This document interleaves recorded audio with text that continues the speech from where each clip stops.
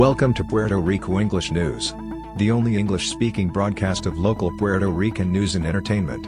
Please subscribe. Keep us alive.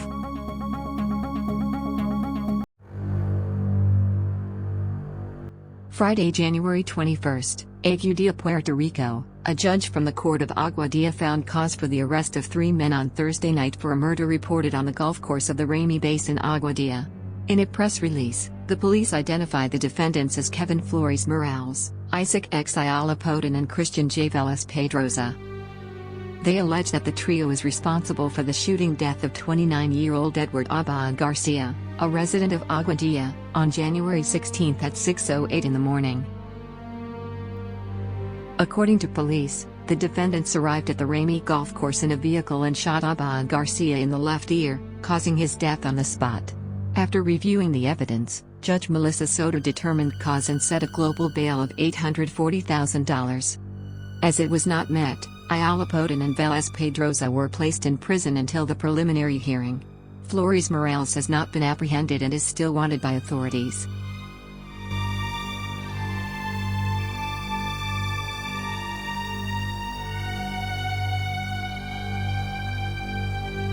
Sunday, January 23, Rio Peidras, Puerto Rico. The police are investigating the murder of a man recorded at dawn today, Sunday, on the Rio 8 highway, between Simon Madera Avenue and Maluca Street, in Rio Peidras.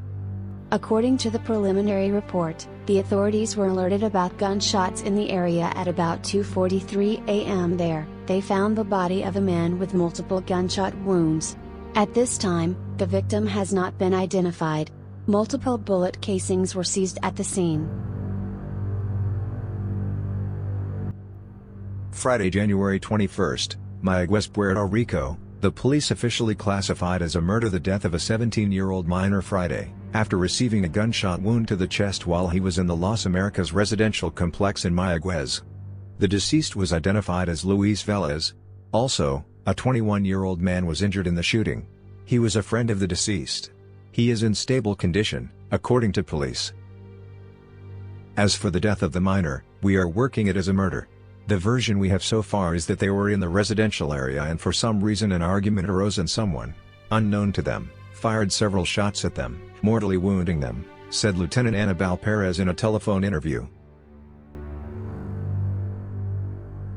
Sunday, January 23, Toa Baja, Puerto Rico. A man and his 20-year-old daughter were arrested early Sunday morning, after a chase that began on the PR-22 expressway and ended in Toa Baja, the police reported. According to the authorities, the chase began after midnight when 2 highway patrolmen detected on the radar a blue Nissan Versa car traveling at a speed of 102 miles per hour at kilometer 18.0 on the expressway, from Toa Baja to Arecibo. The agents followed the vehicle and ordered it to stop, but it did not do so, and then shot at the officers before accelerating the vehicle and racing from the scene.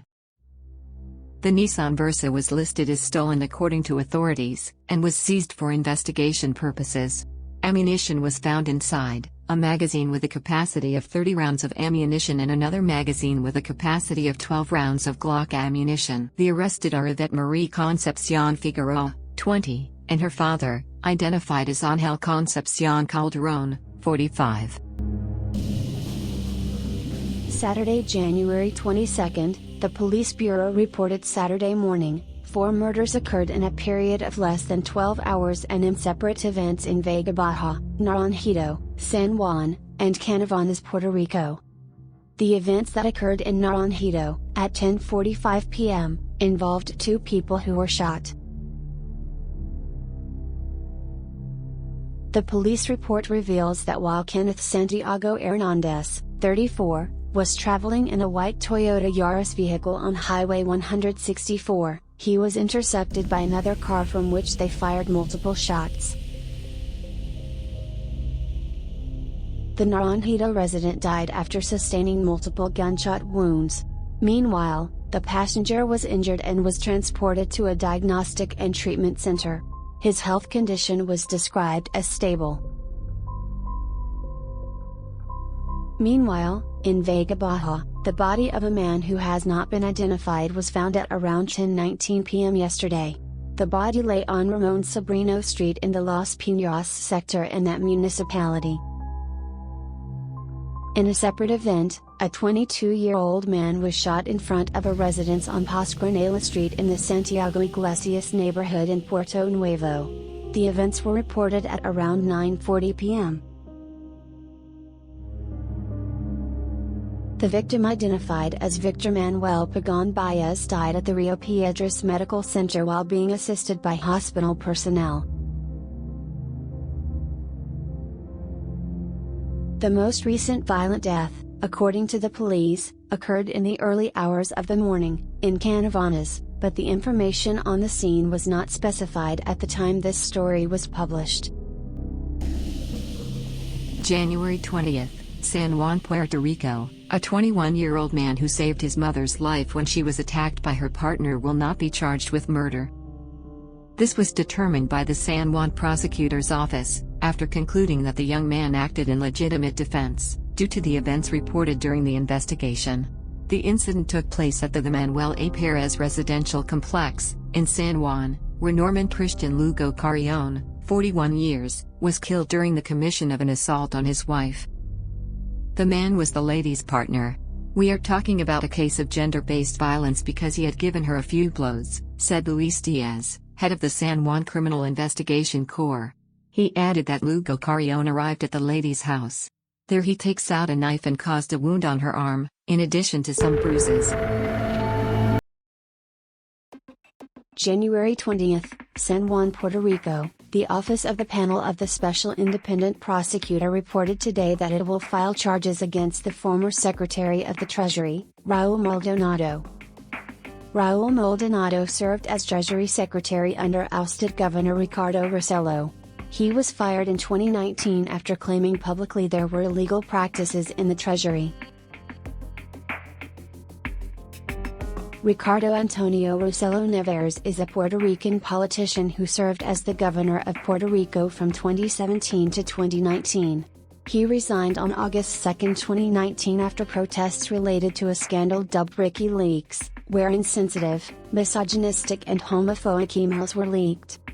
2 months after his resignation, Puerto Rico Governor Ricardo Rossello Nevares was elected as a statehood delegate to the United States Congress. He gets an $80,000 a year salary and a liberal expense account, to which many of his counterparts have objected. Saturday, January 22, San Juan, Puerto Rico. The mayor of San Sebastian, Javier Jimenez Perez, participated in a protest against the vaccine mandates and restrictions on the island. The protest started at 1 p.m. on Saturday in San Juan and continued until 4 p.m. The protesters then circled the Capitol building chanting various anti-mandate rallying cries. Impositions through mandates violate the most basic principles of a democracy where the dignity of the human being is inviolable and unbreakable, the mayor said. Each individual must have the freedom to choose what treatment and health protection measures he accepts in favor of his physical and mental health. Once again, the government of Puerto Rico violates the rights and dignity of our citizens through dictatorial and irrational mandates to combat the COVID-19 pandemic.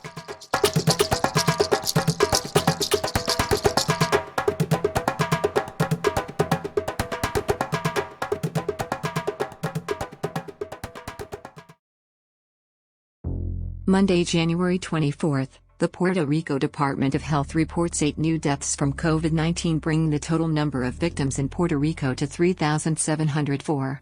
This estimates to 0.12% of a 3.2 million population on the island. Meanwhile, the number of hospitalized for the virus fell to 696, of which 39 are pediatric patients. Saturday, January 22nd, the Puerto Rico Department of Education announced that after a 2-week postponement due to the vertiginous increase in COVID-19 infections, the island's public schools will start classes Monday for a new semester under a precautionary scenario that will allow fine-tuning health measures in the presence of the Omicron variant. Please visit Puerto Rico English News Facebook page for a list of places to get tested for COVID-19 for free. There are centers established daily by the Department of Health, or you have the option of making an appointment at Walgreens. It should be noted that experts recommend vaccination as the most effective strategy to combat the pandemic. Although those who are vaccinated are not immune from being infected with the coronavirus, scientific data shows that those who are inoculated have less risk of suffering from the disease seriously or even of dying. Subsequently, the positive pace maintained by the tourism industry came to a halt following the rebound of COVID-19 associated with the Omicron variant and, consequently, the restrictions issued by the government to control the virus. The governor's office rejects assertions that the requirement of a negative virus test makes it difficult for visitors to arrive on the island. Friday, January 21st, although he recognized that it is not perfect, Governor Pedro Pierluisi highlighted today, Tuesday afternoon, the benefits that the approval of the adjustment plan has for Puerto Rico. The approval of the debt adjustment plan is, without a doubt, a positive step, if for nothing else, because it introduces certainty in what has been a scenario defined by uncertainty, the enemy of development. However, the optimism generated by the plan must be seen in the face of reality. Bankruptcy, promise, the Oversight Board, and Judge Lord Taylor Swain are the result of decades of incompetent and irresponsible management of both the economy and the fiscal health of the government. The board is not the main obstacle to development, it is us. A Puerto Rican commentator wrote. Recently, the BBC reported that Puerto Rico went from being an economic miracle to becoming the territory with the highest public debt in the history of the United States. The confirmed plan of the central government reduces what is owed to bondholders, dedicates fewer resources to the annual payment of these creditors. Once the bond exchange, that will modify the central government's public debt is completed, Puerto Rico could save some $28.5 million in principal and interest payments over 2 decades. Saturday, January 22nd, Aerostar Puerto Rico, together with the businesses established at the Luis Muñoz Marin International Airport, announced today that it will hold a job fair on February 1st and 2nd with a view to recruiting over 450 new employees. There are over 450 regular and contract positions available. Positions include cashiers, warehouse clerks, cleaners, and customer service clerks, security officers, porters, and supervisors. Monday, January 24th, Spanish King Fellep VI returns to Puerto Rico. The monarch will be in the country for 3 days and, among other activities, will participate in an economic forum. Preceded by an atmosphere full of animosity resulting in the demolition of the statue of Juan Ponce de Leon, in Old San Juan, the King of Spain, Felipe VI, arrived in the country at 5:15 p.m.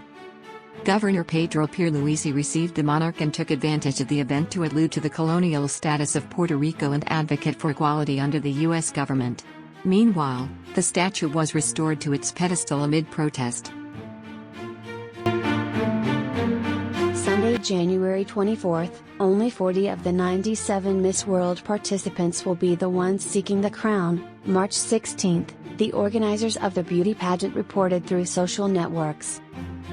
The finale of the 17th edition of the beauty pageant, which had to be postponed due to multiple cases of COVID-19, will be held on Wednesday, March 16th, at the José Miguel Agrelot Coliseum.